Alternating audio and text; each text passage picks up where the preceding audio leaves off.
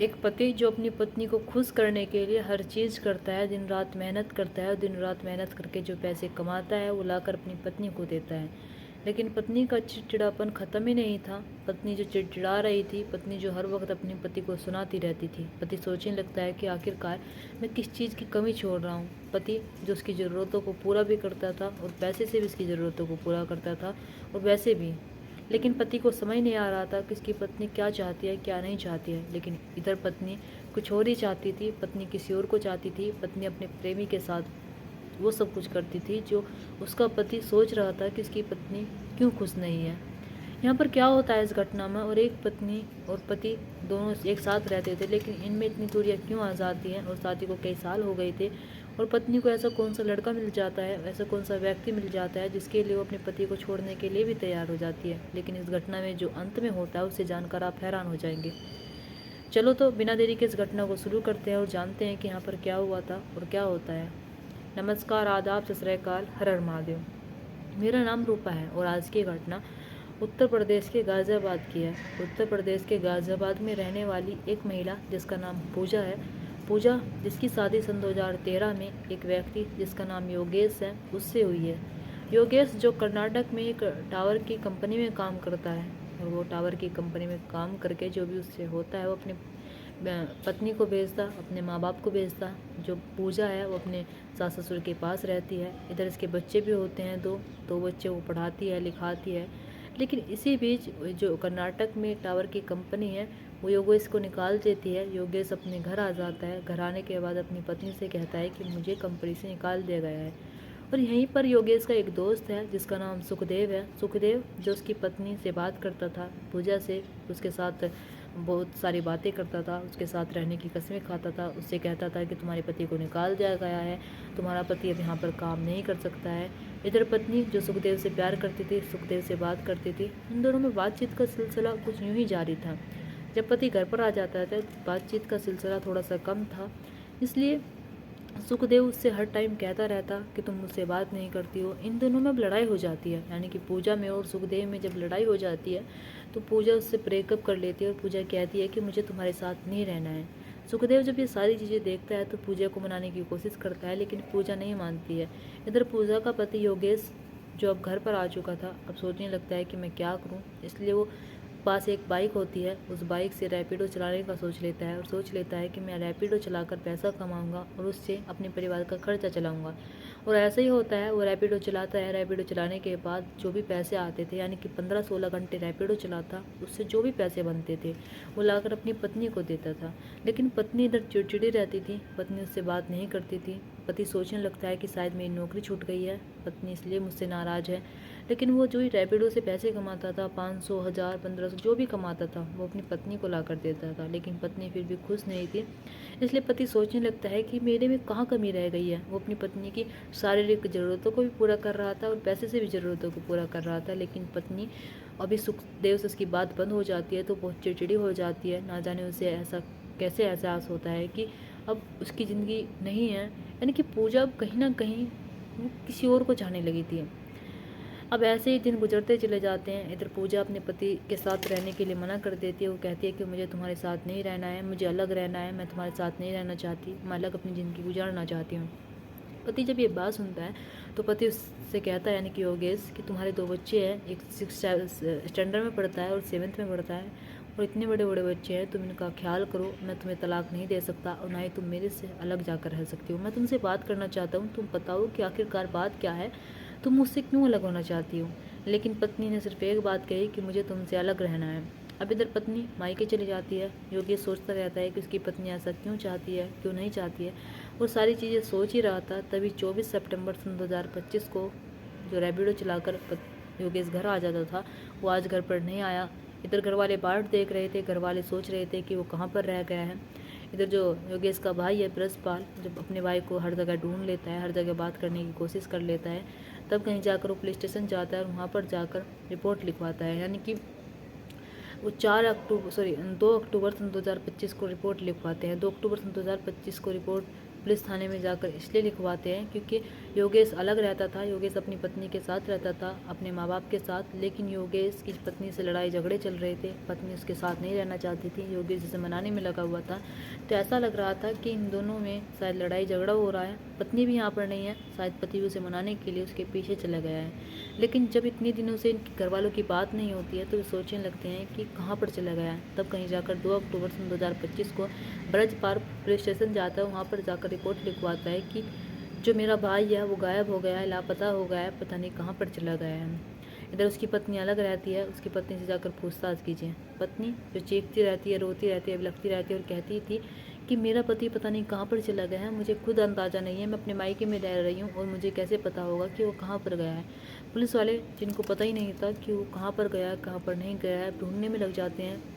6 दिन गुजर जाते हैं, यानी कि 8 अक्टूबर सन 2025 को एक इन्फॉर्मेशन मिलती है पुलिस वालों को कि एक जंगल में एक बाइक खड़ी हुई है और बाइक अज्ञात है, कोई वहाँ पर नहीं है और पता नहीं किसकी बाइक है। पुलिस वाले जब वहाँ पर पहुँचते हैं, वहाँ पर पहुँचने के बाद अपनी टीम को लगाते हैं और जब टीम को ढूंढने में लगाते हैं तो वहाँ पर कुछ बॉडी के अवशेष पाए जाते हैं। जब उन्हें देखा जाता है तो वो कोई और नहीं था, वो योगेश था, यानी कि बॉडी जानवरों ने खा ली थी। पुलिस वाले उसे पीएम के लिए भेजते हैं। इधर सब चीज़ देखते हैं कि यहाँ पर कोई सबूत कुछ नहीं मिलता है ना, कोई क्लू नहीं मिलता है, यानी कि ऐसा लग रहा था किसी ने मार कर उसे यहाँ पर डाल दिया है, लेकिन किसने मारा है ये नहीं पता था।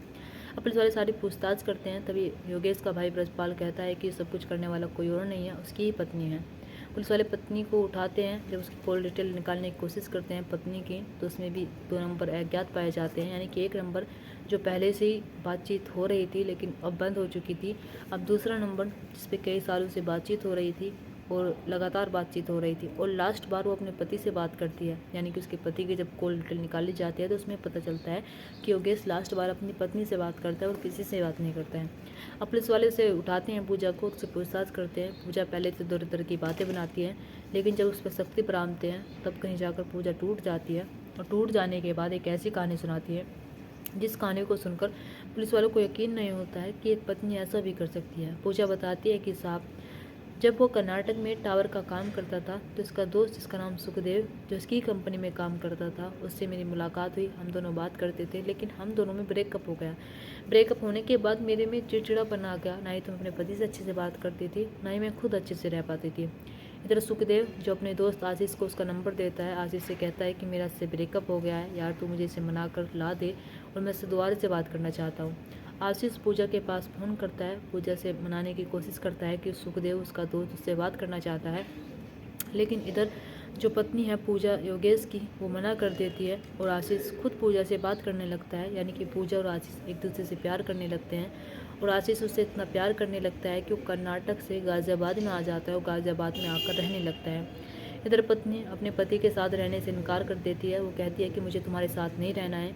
इधर पत्नी आशीष के साथ संबंध बनाती है, आशीष के साथ प्यार करती है, आशीष के साथ बाहर घूमती थी जब जब उसका पति रैपिडो चलाने के लिए जाता था, और एक दूसरे के इतने करीब आ जाते हैं कि पूजा अपने पति के साथ रहने के लिए मना कर देती है और कहती है कि मुझे तुम्हारे साथ नहीं रहना है। पति उसे कहता है कि तुम्हें क्या हो गया है, तुम मुझे बताओ, लेकिन पत्नी यही कहती है कि मुझे तुम्हारे साथ नहीं रहना है और वो अलग जाकर आशीष के साथ लिविंग में रहने लगती है। अब जब पति ये सारी चीज़ें देखता है तो पति उससे साफ साफ कह देता है कि मैं तुम्हें तलाक नहीं दूंगा, और वो बिजनौर में एक उसके ऊपर केस भी डाल देता है। पत्नी उस तारीख पर भी जाया करती थी केस की। अब पत्नी सोच रही थी कि वो उस बिजनौर वाला केस गाज़ियाबाद में आ जाए, गाज़ियाबाद में आकर वो तारीख पर चली जाया करेगी।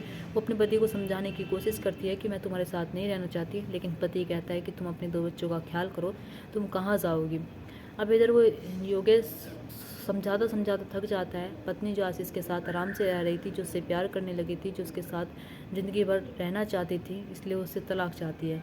अब ऐसे जब पति उससे तलाक नहीं देता है तब कहीं जाकर पत्नी हार जाती है और पूजा अपने पति योगेश के पास आकर फिर से रहने लगती है।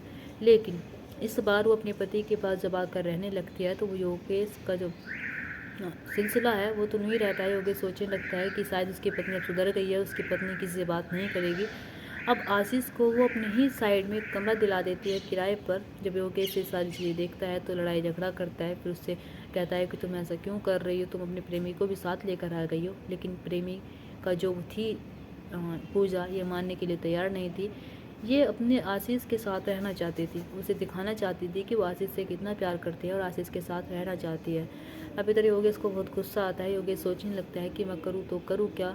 अब इधर पत्नी जो योगेश से कहती है कि तुम मुझे तलाक दे दो, नहीं तो मैं तुम्हारे ही सामने देखो अपने प्रेमी के साथ रहूँगी, अपने प्रेमी के साथ वो सब कुछ करूँगी जो मैं तुम्हारे साथ करती हूँ। लेकिन योगेश उसे किसी भी हालत में तलाक देने से मना कर देता है और कह देता है कि मैं तुम्हें कभी तलाक नहीं दूंगा, चाहे तुम कुछ भी कर लो।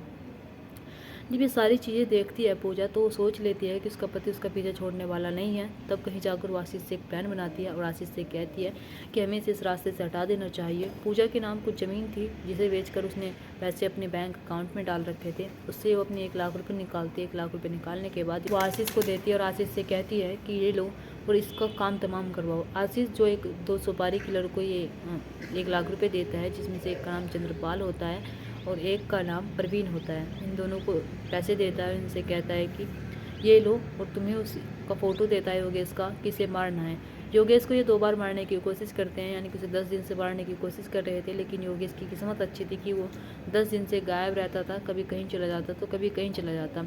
लेकिन पत्नी 24 सितंबर सन 2025 को मन बना लेती है और सोच लेती है कि आज तो वो इस दुनिया से हट के रहेगा, आज इस दुनिया में नहीं रहेगा।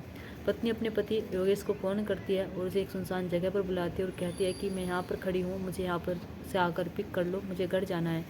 पति योगेश उसके पास आता है। पास आने के बाद जब उसके दौरे आता ही है, तभी जो सुपारी किलर होते हैं 2, उस पर हमला कर देते हैं। पति जब ये सारी चीज़ें देखता है योगेश, तो भागने की कोशिश करता है और वो जंगल में भागता है। और इधर पूजा और पूजा का प्रेमी आशीष, इधर 2 सुपारी किलर हैं, इसके पीछे भागते हैं और उसके पीछे तब तक भागते हैं जब तक कि ये मर नहीं जाता है। यानी कि योगेश को इस दुनिया से हटा देते हैं। इस दुनिया को हटाने के बाद अब सोचने लगते हैं कि यहाँ पर एक सुनसान इलाका है, इसे कोई नहीं पहचानेगा। अगर कोई पहचानेगा भी तब तक कि ये जानवर इसे खा जाएंगे। और ऐसा ही होता है, आधे से ज़्यादा जानवर को योगेश को जानवर खा चुके थे। दोस्तों, यहाँ पर जब पुलिस वाले पूजा की बात सुनते हैं तो वाकई में उन्हें यकीन नहीं हो रहा था। उन्हें यकीन नहीं हो रहा था कि एक पत्नी अपने पति को मरवाने के लिए इस हद तक जा सकती है, अपने प्रेमी के साथ रहने के लिए किस हद तक जा सकती है। जबकि उसके 2 बच्चे भी थे, बच्चे समझदार थे। कम से कम उनकी उम्र, जब एक 6ठी में था यानी कि 6th में था, एक 7th में था, तो उनकी उम्र मेरे हिसाब से 12, 11, 13 इतनी तो होगी ही। उन्हें क्या सोच रहे होंगे अपनी माँ के बारे में। एक माँ उनके पिता को खा गई। माँ ने अपने संबंधों के चलते हुए अवैध एक अपने पति को मरवा दिया। दोस्तों, आप इस घटना पर क्या कहना चाहेंगे। इन सबको गिरफ्तार किया जाता है, सबको ढूंढा जाता है, हिरासत में ले जाता है, हिरासत में ले जाने के बाद इनको जेल भेज दिया जाता है। लेकिन आप क्या कहना चाहेंगे उस महिला के बारे में जिसने अपने पति को मार दिया। आप क्या कहना चाहेंगे उस महिला के बारे में जिसने अपने बच्चों के सर से माँ का साया उठा लिया और अपने जो उसका पिता था उन बच्चों का, उनका भी साया उठा लिया। दोस्तों, आप अपनी राय कमेंट बॉक्स में कमेंट करके जरूर बताना। दोस्तों, इस कहानी और घटना को सुनाने का मकसद मेरा आपको दिल दुखाना नहीं था, आपको परेशान करना नहीं था। आपको घटना के बारे में बताना था, आपको सचेत करना था। आप अपने परिवार के साथ खुश रहिए। नमस्कार।